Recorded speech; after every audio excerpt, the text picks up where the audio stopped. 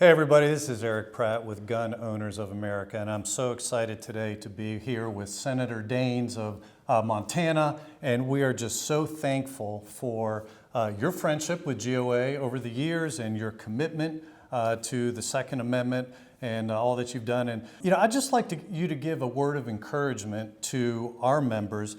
There was a Herculean effort in the House to defang the NFA. And the reports that we got back were phones were being melted. It even got to the point where people were being hung up on, or they were turning the phones off. But the message got through. And we even saw congressmen on Twitter, on X, saying, support the GOA fix. Well, we got half the fix. We got the suppressors, but now we're working on short-barreled firearms and getting the SHORT Act into H.R. 1, the big, beautiful bill. So my question to you is, are you hopeful? Do you think that we're going to be able to get this across the finish line, getting the SHORT Act into the bill? Well, Eric, first of all, thank you for all you were doing in GOA, and Tim Macy's a dear friend of mine, a hunting buddy from the past. But I just got to tell the grassroots, your efforts are working. It's being heard here in Washington. Fantastic. When the suppressor piece came over to the Senate, but it was lacking the short piece, this is someone we acted and said, we've got to put this back in the bill.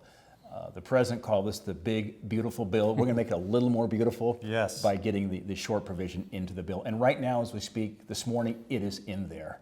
But this is not the time to let up. It's the time to double down. I mean, the Second Amendment could not be clearer. Our founding fathers could not be more clear about these rights shall not be infringed. The fact that they're taxing these short barrels is an infringement on our Second Amendment rights.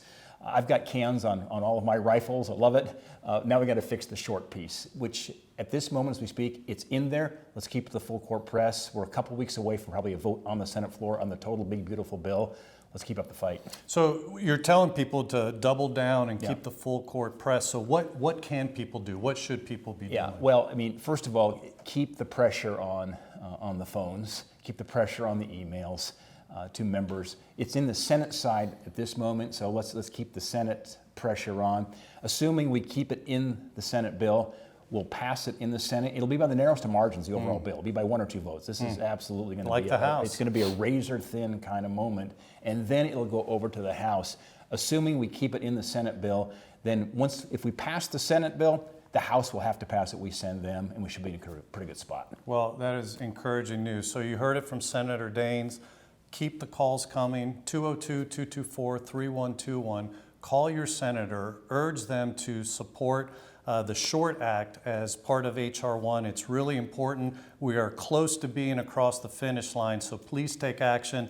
Thank you for watching, and Senator, thank you so much. Thanks, really Eric. Appreciate your help.